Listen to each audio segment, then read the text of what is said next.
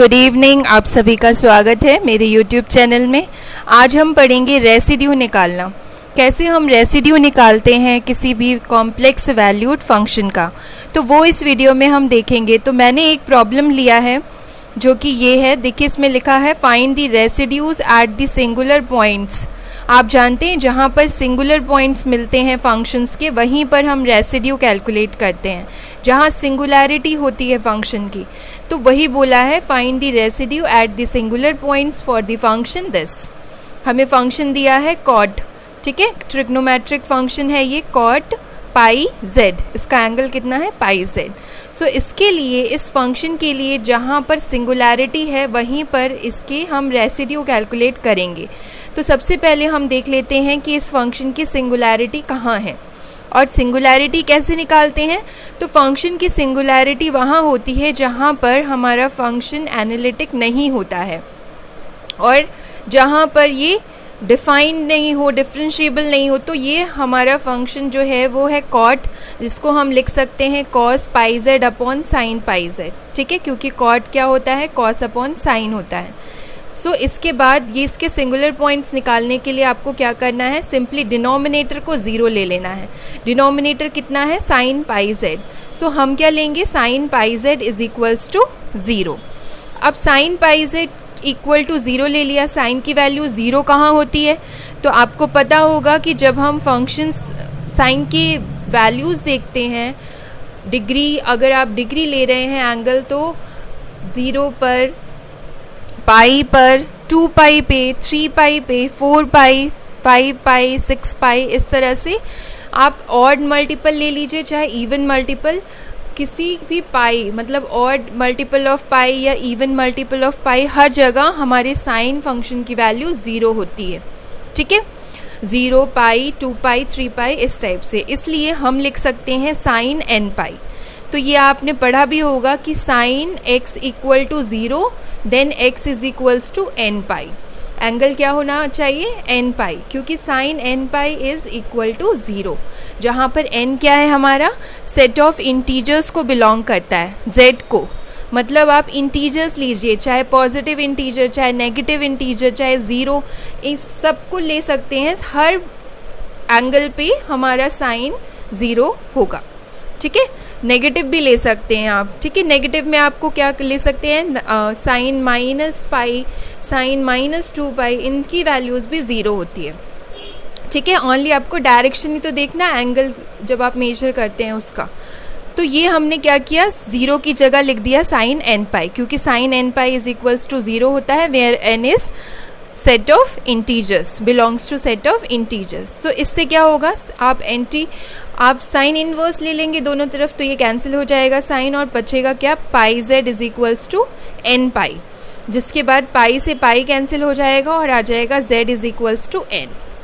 तो ये है हमारे singular points, z is equals to n, where n belongs to set of integers.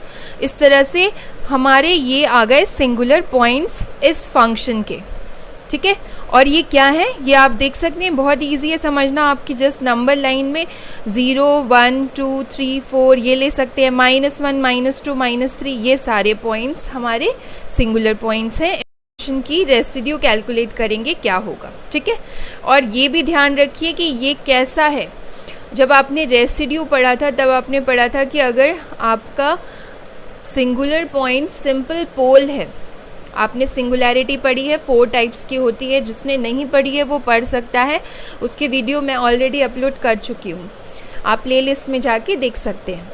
इसके बाद जो ये सिंगुलैरिटी है, अगर वो सिंपल पोल है तो उसके लिए रेसिड्यू का फॉर्मूला भी मैंने बताया है, वही हम यूज़ करेंगे यहाँ पर, क्योंकि ये जो हमारा सिंगुलैरिटी आया है वो सिंपल पोल ही है।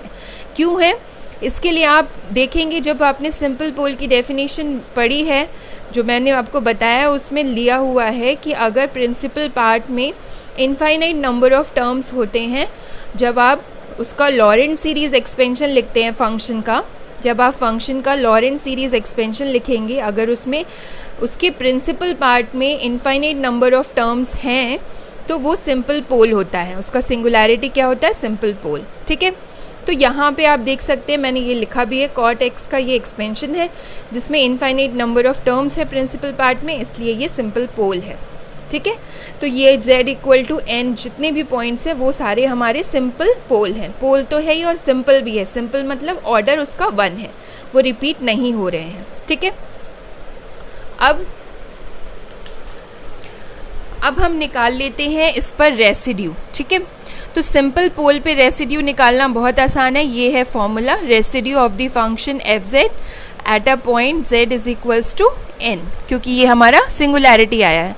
तो ये क्या होता है, this is equal to limit z tends to n, जहाँ पर आपका ये है, ठीक है, सिंगुलैरिटी है वो पॉइंट, और z minus n and into F Z. Simple formula है, आपको कुछ नहीं करना है, z माइनस n लेना है और फंक्शन को मल्टीप्लाई कर देना है। क्योंकि ये सिंपल पोल है तो यहाँ पावर्स कुछ नहीं आएंगी, ये सिंपल ऐसे ही लिखा जाएगा। इसको सॉल्व कर लेते हैं, तो z minus n f z की वैल्यू रख देंगे cot pi z means cos upon sign.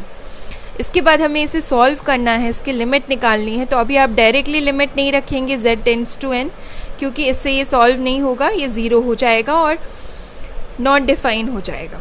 ठीक है, सो हम क्या करने वाले हैं, z माइनस n को एक न्यू वेरिएबल लेंगे म्यू, और इससे z की वैल्यू आ जाएगी n प्लस म्यू, और ये वैल्यू हम यहाँ रखेंगे, यहाँ पर म्यू रखेंगे, यहाँ z की जगह n प्लस म्यू रखेंगे, इस z की जगह भी n प्लस म्यू, और z टेंड्स टू n है तो यहाँ पर जब आप z टेंड्स टू n करेंगे तो ये कितना हो जाएगा, म्यू टेंड्स टू 0, तो ये 0 आ गया। सो ये हमने यहाँ पर क्या किया, पाई का अंदर मल्टीप्लिकेशन किया तो n pi plus mu pi हो गया। इसी तरह से यहाँ sine n pi plus pi mu हो गया। इसके बाद हमने फॉर्मूला पढ़े हैं, ये लिखे हैं मैंने, देखिए cos n pi plus theta किसके बराबर होता है, -1 to the power n cos theta. जैसा आपका n होगा वैसा कॉस की वैल्यू होगी, पॉजिटिव नेगेटिव, या तो प्लस थीटा होगी या माइनस थीटा, वो n पे डिपेंड करती है। ठीक है, इवन है कि ऑड। उसके बाद sine n pi plus theta भी इसी की तरह होता है, यहाँ पे भी n पे डिपेंड करता है, माइनस साइन होगा कि प्लस साइन होगा। तो ये दोनों वैल्यूज़ हम यहाँ रख देंगे, -1 to the power n cos nu pi and -1 to the power n sine nu pi. ये कैंसिल आउट हो जाएंगे, ये आ जाएगा हमारे पास। इसके बाद हमें क्या रखना है, कॉस पाई न्यू को ऐसे ही रखना है, और साइन पाई न्यू के नीचे न्यू ले आएंगे और पाई से मल्टीप्लाई कर देंगे। इससे ये वैल्यू कितनी होती है, 1। ठीक है, when न्यू टेंड्स टू 0, जब limit nu tends to 0 sine pi nu upon pi nu है, ये वैल्यू 1 हो जाएगी। ठीक है, ये आपको पता भी होगा कि sine x upon x and limit x tends to 0 equal to 1 होता है। ठीक है, limit x tends to 0 sine x upon x की वैल्यू कितनी होती है, 1। बहुत इजी है निकालना, आप निकाल सकते हैं। साइन x का एक्सपेंशन लिखिए और x से डिवाइड करिए और फिर लिमिट की वैल्यू रख दीजिए x टेंड्स टू 0, आपको ईजिली मिल जाएगा 1। ठीक है, उसके बाद यहाँ पर ये पाई हमने बाहर लिख दिया है, और कॉस की यहाँ पर न्यू की वैल्यू 0 रख दी, ये तो 1 हो गया था, ये यहाँ 0 रख दिया, और कॉस 0 कितना होता है, 1, तो ये 1 अपॉन पाई बचा। दैट मीन्स कि इस फंक्शन के लिए कॉट पाई जेड के लिए रेसिड्यू आ गया हमारा 1 अपॉन पाई, और किस सिंगुलर पॉइंट के लिए, z is equals to n, where n belongs to set of integers.